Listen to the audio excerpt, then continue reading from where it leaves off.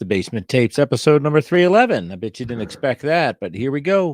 1977 83 Frisch 1 year winners. So says here, according to my collection database, that I have 18 of these, I figure. So let's get into what Beckett has to say about this. I will share, add all that fun stuff. 77-83 Frisch 1 year winners, 118 total cards, 29 cents average value, $33.70 total value. Set of these cost you about $12.50 to $30 in the EX to NM to M to pristine, whatever the rankings are these days. This 118 card standard size set honors players who played roughly a season or less and were thus forgotten in baseball lore. The set was issued as 3 parts of one series. Cards 118 were issued in 1977 and feature black and white player photos bordered in white and green. Cards 19 through 54 were issued in 1979 and have color player photos with white borders.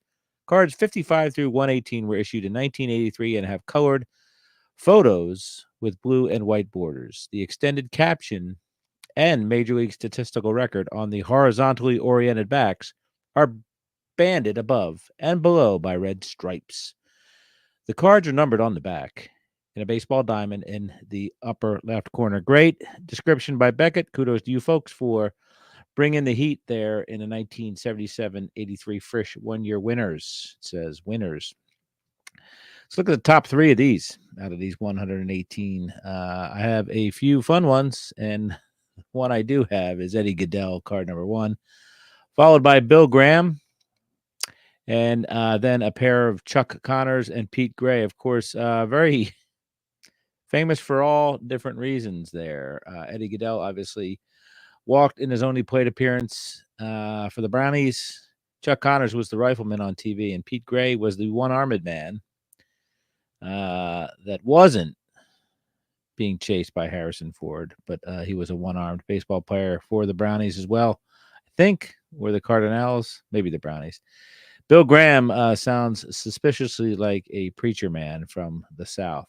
Let's get over to the TCDB. TCDB calls them strictly the 1977 Frisch 1 year winners. So they break up the sets, 77 here, and consider the other 2 sets, 2 different sets altogether.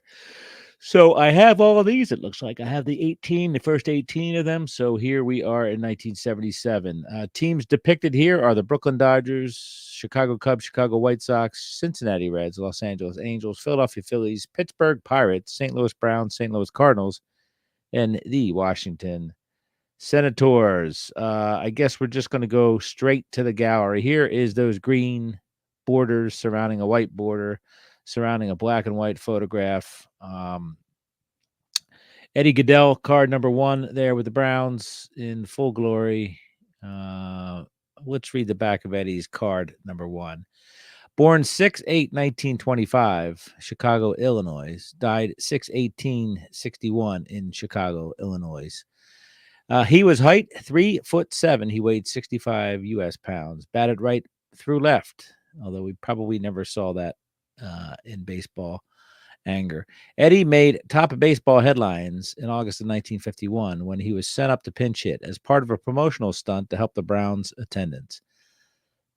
The midget made his only batting appearance against the Tigers and walked on 4 pitches. He was then taken out of the game in favor of a pinch runner, and midgets were banned from participating in any more big league baseball contests. Why am I laughing? Thus, Eddie has become the smallest man in baseball history, other than Bud Selig. Major League batting record, 1951, St. Louis, American League, 1 game, 0 at-bats, 0 runs, 0 hits, 0 doubles, 0 triples, 0 home runs, 0 RBIs, and an average of 0.00. 1977, it's copyright, office or official or something, OFF // Star, one of a series of 1 year wonders. Star, printed in USA. Chuck Connors, of course, the rifleman is next, a fine actor. He played a leading role in several popular television shows, it says here. But 2-year career there, 49 with the Brooklyn Dodgers, where he had one at bat, and then the Chicago Cubs in 51. He had 66 games played, 201 at bats, 16 runs, 48 hits, 5 doubles, 1 triple, 2 home runs, 18 RBIs, and 239 average. Probably led the Cubs in all those categories in 1951. Then we have Joe Brovia from the Cincinnati Reds. Played 1 season there for the Red Legs, Red Stockings. There is Ross Grimsley. Of course, his son, Ross, too, would pitch for, I believe, the Reds, the Expos, the Orioles, all that fun stuff. So old Papa Grimsley was in the big leagues for 1 year. Bob Thorpe played for the Chicago Cubs as well, and that would have been 1955. A teammate, of course, of Ernie Banks. Pete Gray. Let's read about old Pete Gray. Well, Peter Gray, 3-6-17, Nanacoke, PA, was his birthplace. Still alive when this set came out. I'm not sure when he passed. 6'1", 169. He batted left, and oddly enough, he threw left. I'm sure he caught left as well. Pete sure has got to be labeled as a symbol of great courage. Despite being handicapped by the loss of an arm, he was able to play baseball in the major leagues with the Browns. He proved to be a good defensive man in the outfield, as well as being able to handle the bat. He played in close to 1/2 of all the Browns games in the season that he played in St. Louis. Was a good, steady outfielder as well. So he had batted 18, which gets you a $40 million contract in baseball these days. No home runs, didn't hit for power, oddly enough, with that one arm. But he scored some runs, got some hits, got on base in 1945, the final year of the Dub 2, the big one, as they call it. Cy Bucher, he pitched for the old Brooklyn Dodgers in 1945. Teddy Frisch. Teddy Frisch was apparently a running back for the Green Bay Packers and an All-Pro 3 seasons for the Packers. But 3 years he played in the minors in 1944. The PCL, the Sally League, and the Piedmont League. All in 1 year, he got around, as they used to say about my wife. Ron Nichich, he was with the Pittsburgh Pirates 1 year, 1952. I assume that nobody could write his name in on the lineup card, so he was quickly shown the exit. Nino Escalera from the Cincinnati Reds. He's from Tentus, Puerto Rico, famous for Roberto Clemente's minor league or winter league team. Santurce. Sorry about that, everybody. 54. He played for Cincinnati. 1 glorious year where he batted 159.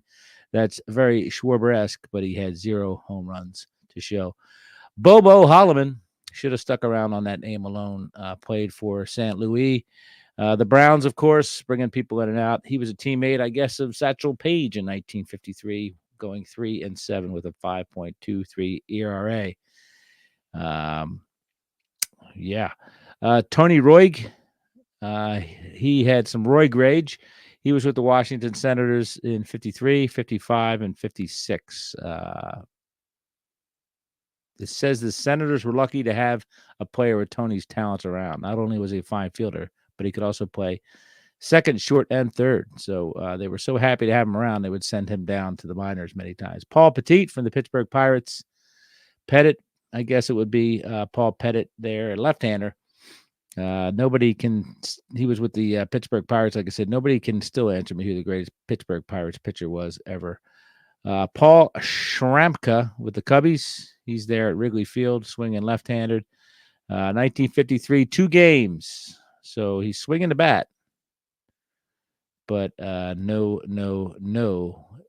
official at bats. Hal Trotsky, he comes from a baseball family, they say. He played for the White Sox. His father, Hal Sr., was a star outfielder for many years with the Cleveland Indians. So like his dad, Hal's first love was baseball. He pitched and had several good seasons in the White Sox farm system.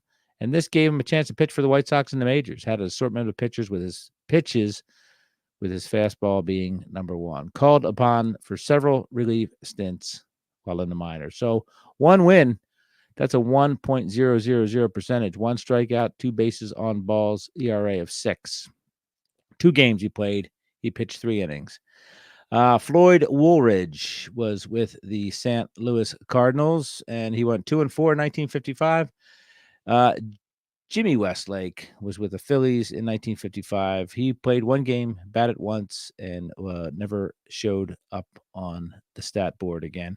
Leon Brinkoff with the Cubs. A lot of Cubbies, a lot of Brownies. There's the old Wrigley Field brick backstop.